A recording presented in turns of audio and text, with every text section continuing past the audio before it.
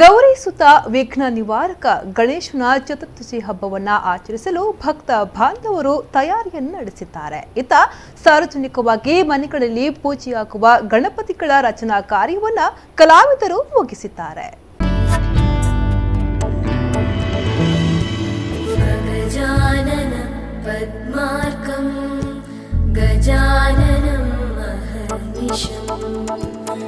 ವಿಘ್ನ ನಿವಾರಕನ ಹಬ್ಬವನ್ನ ಸಂಭ್ರಮದಿಂದ ಆಚರಿಸಲು ಕೃಷ್ಣನ ನಾಡಾದ ಉಡುಪಿಯಲ್ಲಿ ಸಿದ್ಧತೆ ನಡೆದಿದೆ.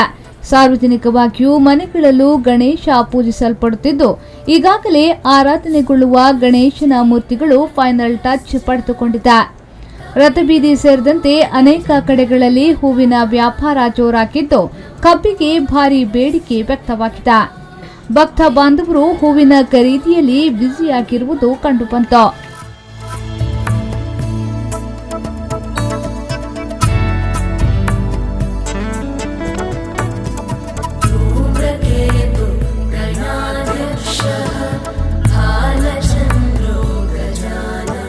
ಕಲಾವಿದರಾದ ಅಲೆಬೂರಿನ ಶೇಖರ್ ಪೂಜಾರಿ ಕಳೆದ 37 ವರ್ಷದಿಂದ ಗಣೇಶನ ವಿಗ್ರಹವನ್ನ ರಚನೆ ಮಾಡುತ್ತಿದ್ದು, ಇವರ ಗಣೇಶನ ವಿಗ್ರಹ ಪ್ರತಿ ವರ್ಷ ವೈಶಿಷ್ಟ್ಯಗಳಿಂದ ಕೂಡಿದೆ. ಈ ಬಾರಿ ತಿರುಪತಿ ತಿಮ್ಮಪ್ಪನ ಮಾದರಿಯ ಗಣೇಶನ ವಿಗ್ರಹವನ್ನ ಪಡುಕೆರೆಯಲ್ಲಿ ಸಾರ್ವಜನಿಕವಾಗಿ ಆಚರಿಸಲು ರಚಿಸಿದ್ದು ಗಮನ ಸೆಳೆದಿದೆ. ಇವರು ಪ್ರತಿ ವರ್ಷ 40ಕ್ಕೂ ಅಧಿಕ ವಿಗ್ರಹಗಳನ್ನು ತಯಾರು ಮಾಡುತ್ತಿದ್ದು, ಇವರ ಜೊತೆಗೆ 4-5 ಮಂದಿ ಸಹಕಾರವನ್ನ ನೀಡುತ್ತಿದ್ದಾರೆ.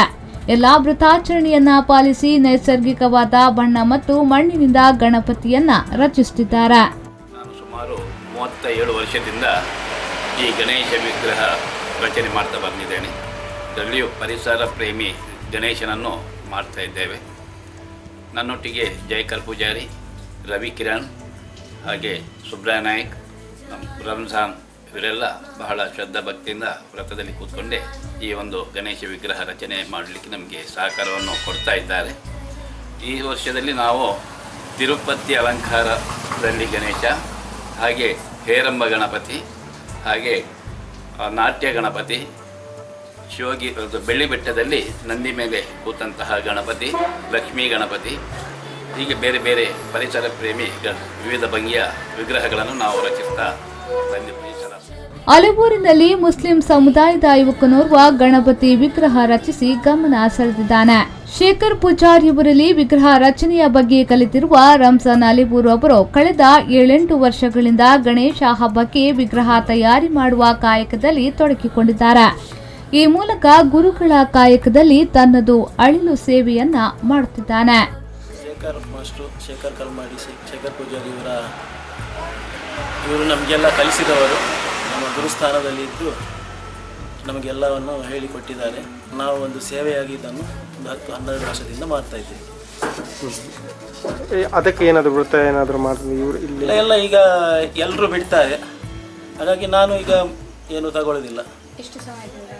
ಖಾಲಿ ಇದು ಸ್ಟಾರ್ಟ್ ಮಾಡೋದ್ರಿಂದ ಫಿನಿಶ್ ಆಗೋ ತನಕ ಅಷ್ಟೇ, ಬೇರೆ. ಓಕೆ, ಸುಮ್ಮನೆ ಎಷ್ಟು 9-10 ವರ್ಷದಿಂದ 10-12 ವರ್ಷ ಆಯಿತು. ಅಂದರೆ ನಾವೆಲ್ಲ ಇದ್ದೀವಿ ಊರಿನವರೇ, ಹಾಗಾಗಿ ನಾವೆಲ್ಲ ಫ್ರೆಂಡ್ಸ್ ಆಗಿ ಒಂದು ಕೆಲಸ ಅಂತ ನೋಡಿ ಮಾಡೋದಿಲ್ಲ, ಇದೊಂದು ಸೇವೆಯಾಗಿ ಮಾಡ್ತಾ ಇದ್ದೀವಿ.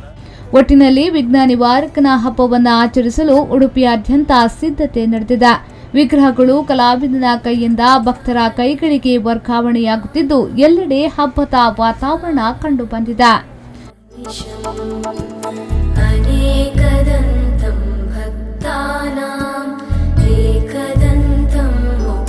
ಪಲ್ಲವಿ ಸಂತೋಷ್, ವಿಪೋ ನ್ಯೂಸ್ 24/7 ಉಡುಪಿ.